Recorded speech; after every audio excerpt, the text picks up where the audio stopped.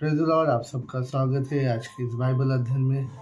सही या गलत इस विषय के ऊपर लगभग 20 मुद्दों पर हम बाइबल अध्ययन करने वाले हैं और आज से हम इसकी शुरुआत करेंगे। पिछले कुछ दिनों पहले मैंने अनाउंसमेंट की थी कि हम जल्द से जल्द इस विषय पर अध्ययन आरंभ करने वाले हैं, लेकिन वाटर डैमेज की वजह से मेरे कैमरे जो हैं वो ख़राब हुए और इसी वजह से मैं फ़ोन को रिपेयर होने तक जो रिकॉर्ड नहीं कर पाया। लेकिन प्रभु की स्तुति हो, आज से हम इन मुद्दों पर अध्ययन करेंगे। तो आज सबसे पहला जो मुद्दा है वो मुद्दा है, क्या मसीह लोग मूर्ति के सामने रखे हुए नैवेद्य या प्रसाद को खा सकते हैं? क्या सही है या गलत है? राजा स्टेफन जैसे कुछ ऐसे प्रचारक हैं, स्वयं घोषित प्रचारक, जो खुद ही बाइबल को अपने मन के हिसाब से पढ़कर संदर्भ के बिना अध्ययन करके कुछ ऐसे अनुमानों को लगा देते हैं और उसे लोगों को सिखाते हैं ताकि लोग उसका अनुकरण करें, जबकि पवित्र शास्त्र इसके बारे में नहीं बताता। स्टीफन राजेश जो है, उन्होंने लगभग उनकी वीडियो जो है यूट्यूब के ऊपर अवेलेबल है और वे खास करके पहली करंती उसकी 8वीं अध्याय को लेकर सिखाते हैं कि मसीह लोग जो है मूर्ति पूजा के सामने रखे हुए नैवेद्य को या मूर्ति के सामने रखे हुए नैवेद्य को या वस्तुओं को खा सकते हैं। और इसके लिए वे एक तर्क देते हैं। वो तर्क ये है कि यदि कोई ज्ञानी है तो खा सकता है। तो जब आप पहली करंती उसकी 8वीं अध्याय पढ़ते हो, वहाँ पर कुछ इस प्रकार से लिखा है, अब मूर्तियों के सामने बलि की हुई वस्तुओं के विषय में हम जानते हैं कि हम सब को ज्ञान है। ज्ञान घमंड उत्पन्न करता है, परंतु प्रेम से उन्नति होती है। तो जो वचनों का आधार लेकर, जैसे कि तो स्टीफन राजेश जो है 4 वचन को खास करके अपना आधार बनाते हैं। पहली करंती 8वीं अध्याय 4 वचन को, अतः मूर्तियों के सामने बलि की वस्तुओं के खाने के विषय में हम जानते हैं कि मूर्ति जगत में कोई वस्तु नहीं और एक को छोड़ और कोई परमेश्वर नहीं, तथापि आकाश में और पृथ्वी पर बहुत से ईश्वर कहलाते हैं। जैसा कि बहुत से ईश्वर और बहुत से प्रभु है, तो भी हमारे लिए तो एक ही परमेश्वर है, अर्थात पिता, जिसकी ओर से सब वस्तुएं हैं और हम उसी के लिए हैं। एक ही प्रभु है, अर्थात यीशु मसीह, जिसके द्वारा सब वस्तुएं हुई और हम भी उसी के द्वारा है। पर सबको ये ज्ञान नहीं, परंतु कुछ को अब तक मूर्ति को कुछ समझने के कारण मूर्ति के सामने बलि की वस्तुओं को कुछ समझकर खाते हैं। तो यहाँ पर जो पौलुस बता रहा है, उन तर्कों को बता रहा है। यहाँ पर खास करके जो 8वीं अध्याय पहले वचन में ज्ञान शब्द इस्तेमाल किया गया है, ये तर्क या हम कह सकते हैं कि ये एक ऐसा तर्क है जिसके द्वारा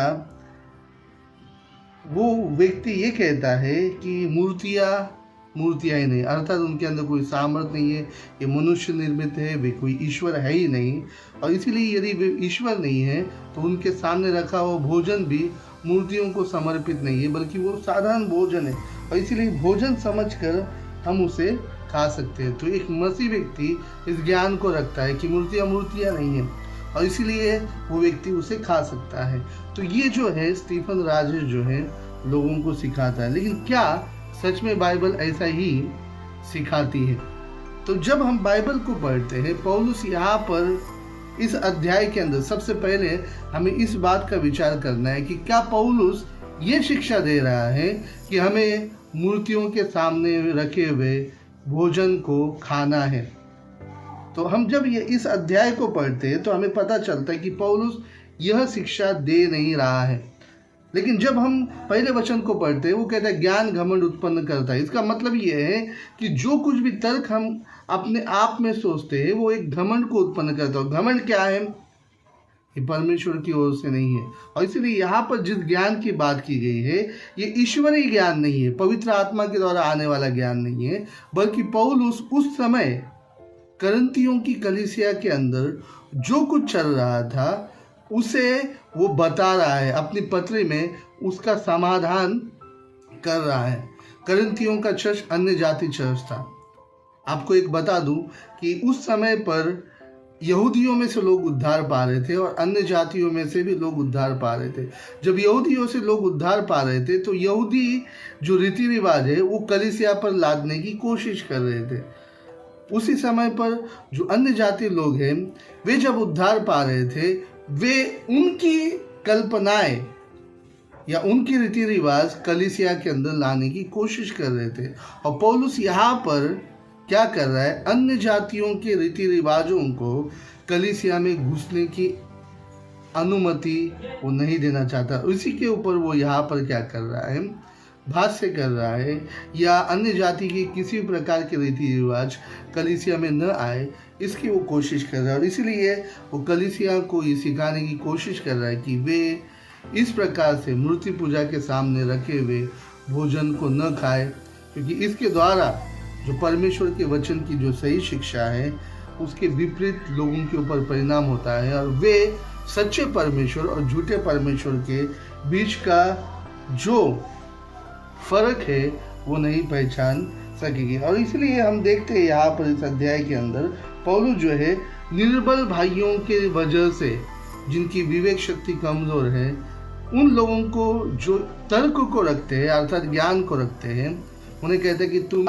बेहतर है कि तुम न खाओ, क्योंकि भले ही वो भोजन है लेकिन तुम्हें बहुत ही आवश्यक है कि उसे तुम्हें नहीं खाना चाहिए, भले ही तुम्हारे पास इस प्रकार का तर्क है, निर्बलों के कारण नहीं खाना चाहिए। तो ये इस अध्याय का जो सारांश है वो ये है कि पौलुस जो है मसीहों को, भले उनके पास तर्क होगा, ज्ञान होगा, उन्हें न खाने की अनुमति दे रहा है या न खाने की उन्हें चेतावनी दे रहा है, सलाह दे रहा है।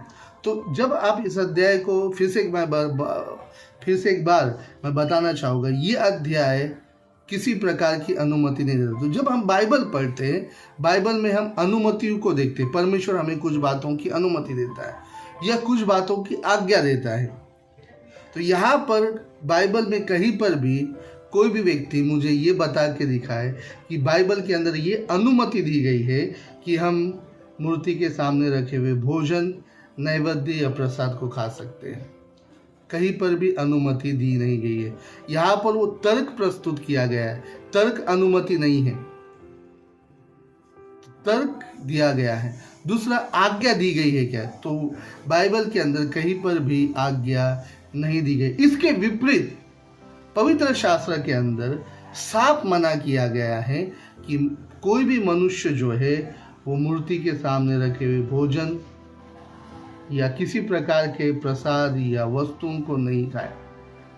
तो सबसे पहले बात आपको ये समझना चाहिए कि उस समय पर, पौलुस के समय पर, जो मूर्तियों के सामने जो बलिदान चढ़ाया जाता था भोजन के रूप में, वो जो है वह जानवर का मांस होता था, किसी न किसी जानवर का मांस होता था। जैसे कि हमारे देश में मुर्गी या बकरे चढ़ाए जाते हैं, तो उस समय पर ये मांस चढ़ाया जाता था और इसीलिए पवित्र शास्त्र के अंदर उस मांस को खाने की अनुमति नहीं दी गई।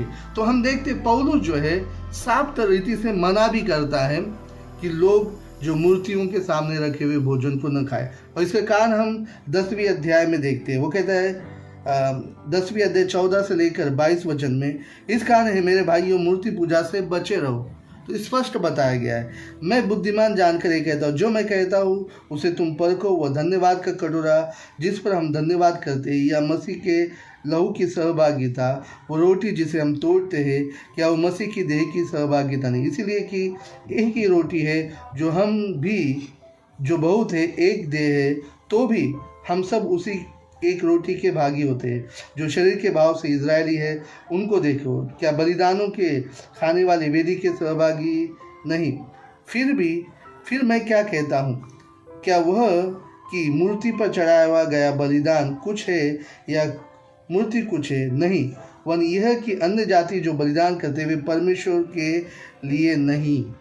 तो यहाँ पर हम देखते हैं कि पौलुस कहता है कि वे कुछ है क्या वो भोजन कुछ है? कुछ नहीं है। तो स्टीफन राजेश जो है वचन को आधा अधूरा पढ़ता है और फिर वो कहता है कि मूर्तियाँ कुछ नहीं, भोजन कुछ नहीं है तो खा सकते। लेकिन ध्यान दीजिए, पौलुस अगले कुछ अध्याय के अंदर, 2 अध्याय के बाद ही कहता है, फिर से मैं उस वचन को पढ़ता हूँ, फिर मैं क्या कहता हूँ, 19वां वचन, फिर मैं क्या कहता हूँ, क्या यह कि मूर्ति पे चढ़ाया गया बलिदान कुछ है या मूर्ति कुछ है? नहीं, वह यह कि अन्य जाति जो बलिदान करते, देखिए स्पष्ट रीति से लिखा है, अन्य जाति जो बलिदान करते वे परमेश्वर के लिए नहीं वरन दुष्ट आत्माओं के लिए बलिदान करते हैं, और मैं नहीं चाहता कि तुम दुष्ट आत्माओं के सहभागी हो। तुम प्रभु के कटोरे और दुष्ट आत्माओं के कटोरे दोनों में से नहीं पी सकते। तुम प्रभु भोज की मेज और दुष्ट आत्माओं की मेज दोनों के साझी नहीं हो सकते। तो पौलुस यहाँ पर स्पष्ट बताता है, मूर्ति पूजा के सामने जो भोजन रखा जाता है वो दुष्ट आत्माओं को रखा जाता है, और इसीलिए चाहे वे अनजान के करे न करे, ज्ञानी कितना भी समझता हो कि मूर्तियां नहीं है, लेकिन बाइबल हमें स्पष्ट बताती, पौलुस स्पष्ट करता है कि उसके पीछे दुष्ट आत्माएं हैं, और इसीलिए उनके सामने रखे हुए भोजन को नहीं खाना चाहिए। और यदि कोई खाता है तो दुष्ट आत्माओं के साथ सहभागी हो जाता है। यदि उनके कटोरे में से पीता है मूर्ति पूजा के सामने या मेज के सामने, तो उसमें से वो खाता है या पीता है। और एक दावा जो स्टीफन राजेश करता है वो ये कि सभी किराना माल या भारतीय दुकानों के अंदर मूर्ति पूजा किया हुआ राशन बेचा जाता है। तो ये सरासर झूठ बात है, क्योंकि मोस्टली जो हमारे यहाँ पर है वे जैन लोग हैं, और जैन लोग मूर्ति पूजा नहीं करते। तो ये सरासर झूठ है। और साथ ही साथ मैंने कई दुकानदारों को पूछा, उसका वीडियो भी मैं निकालने वाला हूँ कुछ दिनों के बाद, और जिसे मैं पोस्ट करूँगा। तो ये सरासर झूठ है, और ये अपनी बात सिर्फ रखने के लिए कहा गया है। तो ये मेरा पहला सबूत है जिसके अंदर पौलुस अनुमति तो नहीं दे रहा है, बल्कि वो तर्क को सिर्फ सामने रख रहा है कि ये तर्क रखे जाते हैं। दूसरा कि पौलुस ने स्पष्ट रीति से मना किया है 10वें अध्याय के अंदर ही कि ये जो भोजन है मूर्ति पूजा के सामने रखा जाता है, मूर्ति या मूर्ति नहीं, ईश्वर नहीं होंगे, फिर भी दुष्ट आत्माएं हैं। तो पौलुस के इन दोनों अध्याय को जब हम देखते हैं, हम संदर्भ के साथ ये कह सकते हैं एकदम दावा पूर्वक कि पौलुस जो है नहीं अनुमति दे रहा है, नहीं आज्ञा दे रहा है कि मसीहों को या कोई ज्ञानी व्यक्ति उसे खाए, मूर्ति पूजा के सामने रखे हुए मांस या प्रसाद या भोजन को खाए। इसके विपरीत हम देखते हैं कि उसने स्पष्ट रीति से आज्ञा दी है कि मसीहियों ने मूर्ति पूजा के सामने रखे हुए भोजन को नहीं खाना चाहिए, क्योंकि वे दुष्ट आत्माओं के लिए रखा जाता है, तो उसके पीछे दुष्ट आत्मा है। और इसलिए पौलुस चेतावनी देते समय ये भी कहता है 10वें अध्याय 22 वचन में, क्या हम प्रभु को क्रोध दिलाते हैं, क्या हम उससे शक्तिमान हैं। साथ ही साथ और कुछ दावों को मैं आपके सामने रखना चाहूँगा जो हमें पवित्र शास्त्र के अंदर से ये सिखाती है कि हमें मूर्ति पूजा के सामने रखे हुए भोजन, प्रसाद या नैवेद्य को नहीं खाना चाहिए। तो सबसे पहले मैं आपको बताना चाहूँगा कि करंथियों की जो पहली पत्री है वो ईस्वी सन 53 या 54 में इफिसस से लिखी हुई है। इफिसस नगर से ये पत्री पौलुस ने लिखी। जब हम प्रेरितों के पत्रियों को पढ़ते हैं, प्रेरितों के काम को जब हम पढ़ते हैं, तब हम पाते हैं कि पौलुस ने करंथियों और इफिसस दोनों कलीसिया का निर्माण किया था। 18वें अध्याय के अंदर हम देखते हैं कि पौलुस ने 18वें अध्याय के अंदर हम देखते हैं कि पौलुस ने करंथियों की कलीसिया का निर्माण किया, और फिर 19वें अध्याय में उसने इफिसस नगर में आकर इफिसस नगर में इफिसस चर्च का निर्माण किया। तो ये दोनों अध्याय से हमें पता चलता है कि इफिसस का जो चर्च है वो बाद में तैयार किया गया है, उसके पहले करंथियों का चर्च बनाया गया। मैं किस लिए कह रहा हूँ, क्योंकि जब हम बाइबल पढ़ते हैं हमें बाइबल की कालक्रमानुसार उसे समझने की एक समझ होनी बहुत ही आवश्यक है। जिससे हमें ये पता चलता है कि कौन सी बात कब कही गई। और इसी समय पर पौलुस ने जो है एशिया माइनर इफिसस से करंथियों को जो है पत्रियां भेजी। तो इसका मतलब यही है कि इफिसस में रहते समय पौलुस ने जो है इन पत्रियों को भेजी, और फिर उसके बाद इफिसस के अंदर कई सालों तक सेवा करने के बाद, एक या दो से ज़्यादा साल सेवा करने के बाद पौलुस जो है अपने वापस यरूशलेम की ओर चला गया, ताकि जो कुछ भी परमेश्वर ने उसे दर्शन में दिखाया है वो उसके जीवन के अंदर पूरा हो। तो 21वीं अध्याय के अंदर जब हम जाते हैं तो वहाँ पर पौलुस जो है याकूब से भेंट करता है, और भेंट करने के बाद हम क्या देखते हैं, वहाँ पर वह यहूदियों के द्वारा कलीसिया के ऊपर जो रीति रिवाज और जो भी परंपराएं उनके ऊपर लादे जा रहे या उन्हें मनाने की कलीसिया वो माने, व्यवस्था को माने, इसका जो जोर दिया जा रहा है उसका वो खंडन कर सके, और उनकी चर्चा होती है। और फिर याकूब पौलुस से मिलकर वो कहता है, 25वें वचन में हम देखते, कहता है, उन अन्य जातियों के विषयों में जिन्होंने विश्वास किया है, हमने ये निर्णय लिख भेजा है कि वे मूर्तियों के सामने बलि किए हुए मांस से और लहू से और गला घोटे हुए मुंह के मांस से और व्यभिचार से बचे रहें। तो क्या हम पाते हैं, पौलुस करंथियों के चर्च पत्री को लिखने के बाद जब याकूब से मिलता है तब वापस से ये आज्ञा दे दी गई है। ये हम क्या करते हैं, याकूब के द्वारा पढ़ते हैं, अर्थात इस पत्री को लिखने के बाद भी ये आज्ञा दे दी गई है। तो कॉर्नोलॉजिकल या कालक्रमानुसार यदि हम देखेंगे तो पौलुस ने जो 8वां अध्याय लिखा है करंथियों को, उसके बाद ये आज्ञा दे दी गई थी कि जो मूर्तियों के सामने रखा हुआ मांस, जैसे मैंने पहले ही बताया, उस समय पर मूर्तियों के सामने जो भी भोजन चढ़ाया जाता था वो मांस होता था। आज के समान खोबरा या अन्य भोजन वस्तुएं नहीं होती थी, बल्कि वो मांस होता था, अनाज भी होता था, लेकिन मांस ज़्यादातर होता था, तो वो न खाए। और जान लीजिए भोजन एक कैटेगरी में ये आता है, इसीलिए हम कह सकते हैं, और हमारे पास एक ठोस आज्ञा है जो कलीसियाओं को पत्रियों के द्वारा बता दी गई थी कि उन्हें मूर्तियों के सामने रखा हुआ भोजन नहीं खाना। तो यहाँ पर हम क्या करते हैं, यहाँ पर हम स्पष्ट रीति से देखते हैं कि जो प्रेरितों की सभा है उन्होंने भी ये आज्ञा प्रसारित की थी कि मूर्ति पूजा के सामने रखा हुआ भोजन न खाए। तो यदि हम संदर्भ का अभ्यास करें तो ध्यान दीजिए, संदर्भ केवल ऊपर क्या लिखा है, नीचे क्या लिखा है, पहले अध्याय में क्या लिखा है, पिछले अध्याय में क्या लिखा है, केवल इसे ही संदर्भ नहीं कहते। आपको इतना समझ में आया मतलब पूरा बाइबल समझ में आया है, इसका अर्थ ये दिए।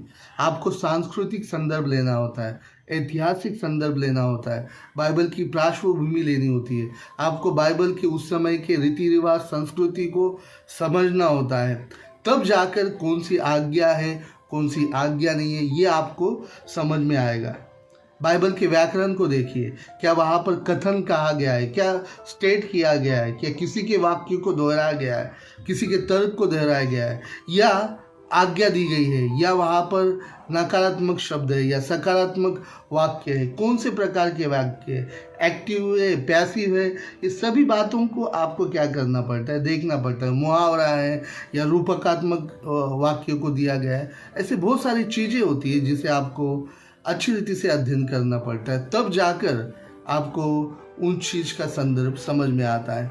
तो कालक्रमानुसार यदि संदर्भ को हम देखते हैं तो बाइबल स्पष्ट रीति से बताता है कि ये आज्ञा पौलुस के उस 8 अध्याय लिखने के बाद पत्रियों के द्वारा कलीसियाओं पर प्रसारित की गई थी और प्रसारित करते जा रही थी। ध्यान दीजिए, ये जो सभा है बहुत पहले हो चुकी थी, पौलुस की पहली मिशनरी यात्रा के बाद ये सभा हुई थी, और दूसरी मिशनरी यात्रा में करंथियों की कलीसिया बनाई गई, फिर उसके बाद इफिस की चर्च बनाई गई, और फिर उसके बाद वापस जो सभा हुई प्रेरितों की उसमें भी इसी निर्णय को बरकरार रखा गया।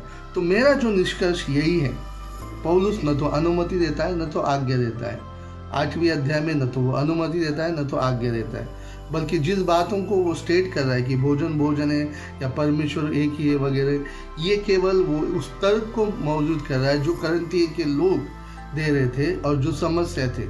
पौलुस नहीं चाहता था कि मूर्ति पूजा चर्च के अंदर आए। इसके विपरीत हम देखते हैं पौलुस स्पष्ट रीति से कहता है कि मूर्ति पूजा को अर्पण किया हुआ जो भोजन है वो दुष्ट आत्माओं को अर्पण किया जाता है और इसीलिए मसीहों को उसके सहभागी नहीं होना है।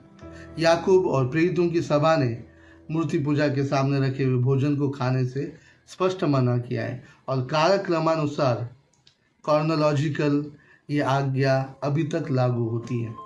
तो ये स्पष्ट है कि बाइबल मूर्ति पूजा के सामने रखे हुए भोजन प्रसाद या किसी प्रकार के पदार्थ को खाने को मना करता है और ये अयोग्य है, ये सही नहीं है, ये गलत है। यदि आप उसे खाते हो ज्ञानी खुद को समझकर तो आप गलत करो, क्योंकि ज्ञान घमंड उत्पन्न करता है और घमंड परमेश्वर की ओर से नहीं है बल्कि ये पाप है।